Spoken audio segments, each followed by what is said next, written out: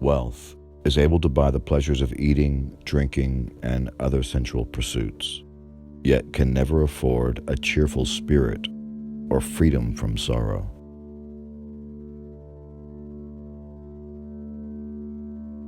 Others have been in poor health from overindulgence in high living, before exile has provided strength, forcing them to live a more vigorous life.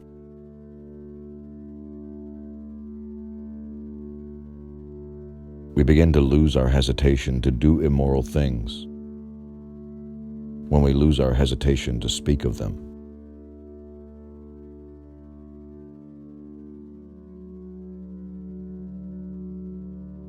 To accept injury without a spirit of savage resentment, to show ourselves merciful towards those who wrong us, being a source of good hope to them, is characteristic of a benevolent and civilized way of life. In marriage, there must be complete companionship and concern for each other on the part of both husband and wife, in health and in sickness, and at all times. Because they entered upon the marriage for this reason, as well as to produce offspring. When such caring for one another is perfect, and the married couple provide it for one another, and each strives to outdo the other, then this is marriage as it ought to be, and deserving of emulation, since it is a noble union. But when one partner looks to their own interests alone and neglects the others, or, by Zeus, the other is so minded that they live in the same house, but keep their mind on what is outside it, and does not wish to pull together with their partner or cooperate, then inevitably the union is destroyed. And although they live together, their common interests fare badly, and either they finally get divorced from one another, or they continue on in an existence that is worse than loneliness.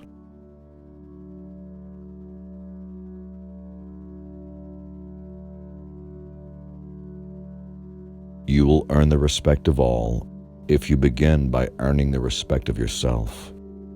Don't expect to encourage good deeds in people, conscious of your own misdeeds. If we were to measure what is good by how much pleasure it brings, nothing would be better than self-control. If we were to measure what is to be avoided by its pain, nothing would be more painful than lack of self-control.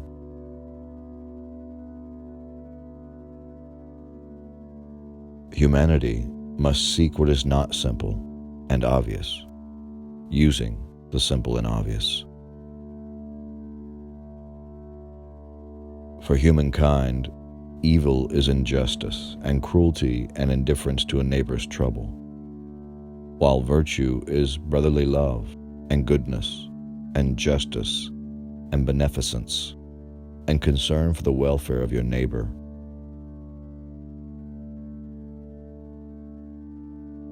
The best livelihood, particularly for the strong, is earning a living from the soil, whether you own your land or not. Many can support their families by farming land owned by the state or private landowners. Some even get rich through hard work with their own hands.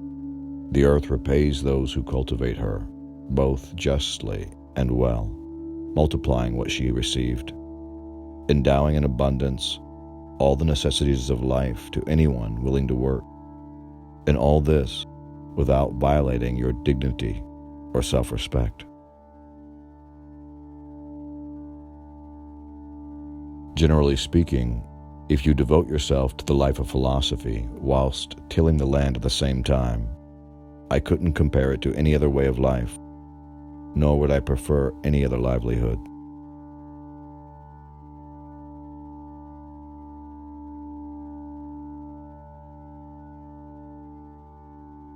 It is living more in accord with nature, drawing your sustenance directly from the earth, the nurse and mother of us all, rather than from another source. Only by exhibiting actions in harmony with the sound words which he has received will anyone be helped by philosophy. If you accomplish something good with hard work, the labor passes quickly, but the good endures. If you do something shameful in pursuit of pleasure, the pleasure passes quickly, but the shame endures. For what does the man who accepts insult do that is wrong? It is the doer of wrong who puts themselves to shame. The sensible man wouldn't go to the law, since he wouldn't even consider that he had been insulted. Besides, to be annoyed or angered by such things would be petty. Instead, easily and silently bear what has happened, since this is appropriate for those whose purpose is to be noble-minded. The home or the city doesn't depend on women or men alone, but on their union with each other. I find no other association more necessary nor more pleasant than that of men and women. For what man is devoted to his friend as much as a loving wife to her husband? What brother to a brother? What son to his parents? Who is as longed for as a husband by his wife, or a wife by her husband, when the other is away? Who would do more to lighten grief or increase joy or correct a misfortune? Who judges everything to be shared body, soul, and possessions except man and wife? For these reasons, we all consider the love of man and wife to be the highest form of love.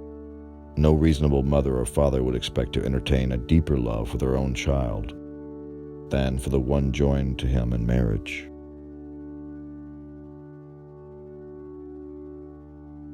What good are gilded rooms or precious stones fitted on the floor, inlaid in the walls, carried from a great distance at greatest expense? These things are pointless and unnecessary. Without them, isn't it possible to live healthy? Aren't they the source of constant trouble? Don't they cost vast sums of money that, through the public and private charity, may have benefited many?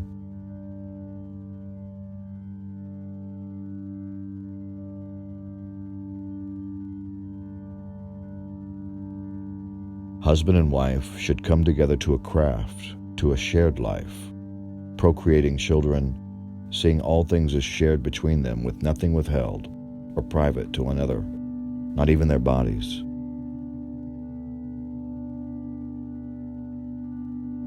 The birth of a human being, which results from this union, is, to be sure, something wonderful, but it isn't yet enough to account for the relationship of husband and wife, since even outside of marriage it could result from any sexual union, just as in the case of animals. So, in marriage, there must be above all perfect companionship and mutual love, both in sickness, health, and under all conditions. It should be with desire for this that both are entered upon marriage. Thus, it appears that exile helps rather than hinders the body and spirit, by treating them better than they treat themselves.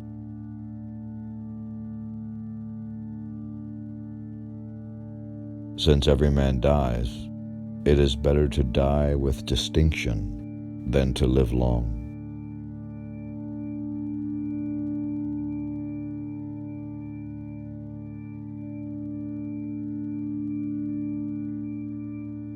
To many people, even to most, despite living safely in their home city, fear of what seems to them the dire consequences of free speech is present.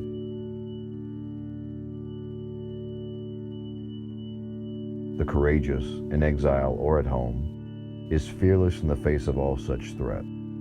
For that reason, they've the courage to say what they think equally at home or in exile.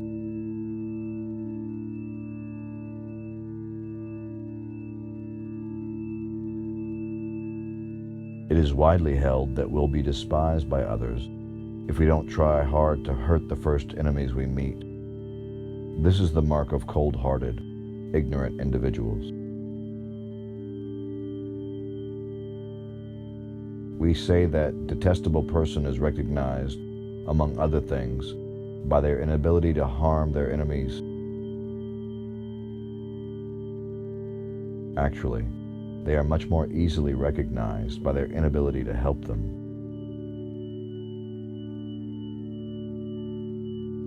Most of all, teachers shouldn't only be speakers of helpful words, but their actions should be consistent with them. The pupil's duty is to attend proactively to what is said, and to be on guard in case they accept something false without thinking.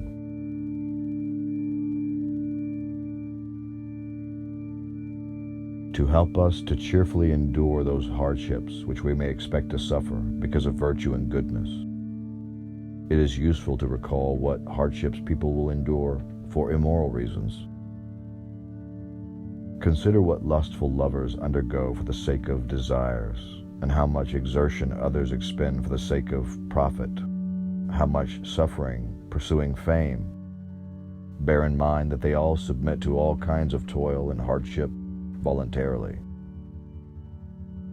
It's monstrous that they endure such things for no honorable reward, yet for the sake of the good, not only the avoidance of the evil that wrecks our lives, also the gain of virtue, we're not ready to bear the slightest hardship.